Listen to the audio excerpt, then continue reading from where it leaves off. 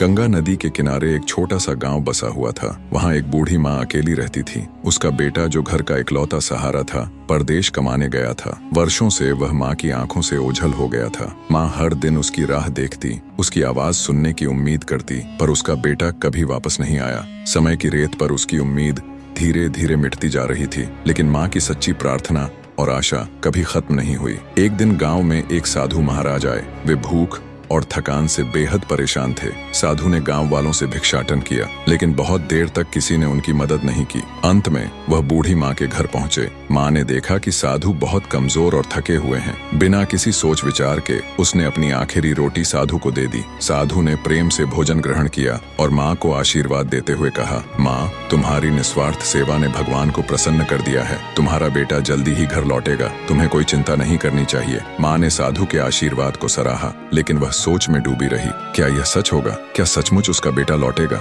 रात का अंधेरा धीरे धीरे सुबह की रोशनी में बदल गया। गांव के रास्ते पर माँ का बेटा अचानक दिखाई दिया। उसकी आंखों में आंसू थे और वह परेशान था। बेटे ने कहा, माँ, मुझे सपने में एक साधु दिखाई दिए थे। उन्होंने मुझे कहा था कि अगर मैं घर नहीं पहुँचता तो कुछ बुरा हो सकता है। मैं डर गया था और यहाँ दौड़ता हुआ आया हूँ। माँ ने अपने बेटे को गले लगा लिया। उसकी आंखों में खुशी के आंसू थे। उसने सोचा, ये वह आशीर्वाद था जो साधु ने मुझे दिया था और यह भगवान की करुणा थी। साधु के आशीर्वाद और माँ की निस्वार्थ सेवा का परिणाम यही था कि उसका बेटा सुरक्षित घर वापस आ गया। यह साबित हुआ कि सच्ची सेवा कभी बेकार नहीं जाती। जो निस्वार्थ रूप से मदद करता है, भगवान उसकी मदद जरूर करते हैं। माँ और बेटे ने अपनी जिंदगी को फिर से सादगी से जीने का निर्णय लिया और उस दिन से वे जानते थे कि सच्ची सेवा का फल हमेशा मीठा होता है।